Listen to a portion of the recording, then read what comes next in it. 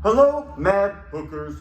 I am back to teach you about the boxing stance or your fighting stance. Remember, everybody is uniquely different, so the fighting stance you choose could be based on your height, your personality, or whoever you are boxing. For me, personally, I like to use several different stances when I spar. Number one I will teach you is called the high guard.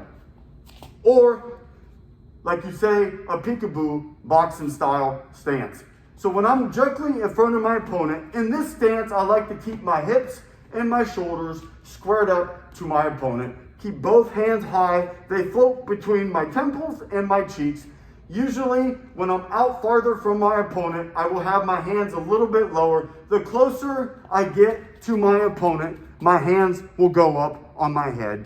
So again, here, slight bend in the legs. You don't want to be completely crouched down. There's no way you can go 3, 4, 5, 6 rounds of sparring completely crouched down. It just is too taxing on your legs and your body. Right here, hands up on my face. The closer I get to my opponent, my hands go higher on my temples. That's version number 1. Version number 2 is a stance I like to employ when I'm more on the outside in sparring. That's where I will play with the hand placement of my lead hand and my rear hand. My lead, instead of doing the high guard where I can shield and protect myself against punches, out here, this hand floats a little bit. Bruce Lee said it best that your lead arm should be light, loose, and always moving, almost directly like a cobra's tongue or a snake's tongue flickering out there. So out here, I keep this hand moving. Sometimes I keep it higher, sometimes I keep it mid-range, and sometimes I will drop it down. The lower my hands get, the farther I am from my opponent. Like I said in the previous number 1 version of the high guard stance, the closer I get to my opponent, the higher my hands will be. So version number 2 is you will play with the hand placement. Remember, everybody is uniquely different. Find out what works for you. And the only way you can find out if it's successful or it works is to employ it in sparring. You have to pressure test it. If it doesn't work, then you will change it, modify it, and make the adjustments necessary to not get hit. One more time. Out here, sometimes I'll lay it down. Outside, maybe I'll just be more here. This is more like a gun sight. This is more hand down like a dragon's tail. Or I can have it up here where I can utilize my catches, my parries, keeping my opponent away.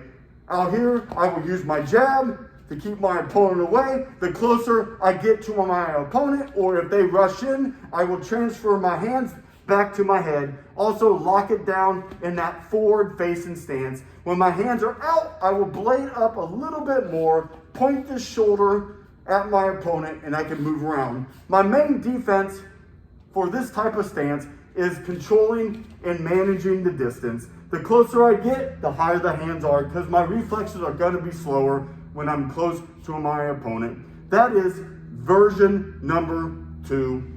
Now, let's look at both version number 1 and version number 2 and blending them and making them uniquely yours. So version number 1, where the hips and shoulders are more facing my opponent, of what we call being squared up. Hands are high, either on the cheekbones, or the closer I get to my opponent, I will take them up to the temples. Usually, I bounce them between both areas. Then version 2 is more that outside fighting stance where I can loosen the hands up. The lead hand can be in more of a high position, a mid position, or low position. But I have to control the distance, because if I have my hands down and my opponent gets in, I will be getting hit.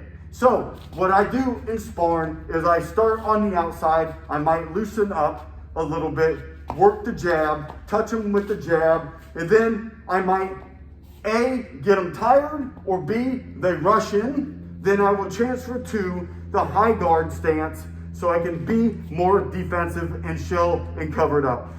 So another thing I will use is if my opponent gets tired or hurt, then I might start pressuring more with the high guard. So for version 2, I'm staying on the outside, what you call boxing. I'm boxing my opponent on the outside, moving, using footwork, head movement, controlling the distance. But if I want to pressure my opponent, get inside to work my hooks and uppercuts, I will transfer from version 2 to version 1 and start working my way in. Another thing I did not mention with the high guard is I like to work the head movement while coming in. I'm not just gonna walk straight in like this. I'm gonna work my head movement, change levels, working behind the jab, and get on the inside to throw my hooks and uppercuts. That is how I use version 1 and version 2 when I spar. Have a great day.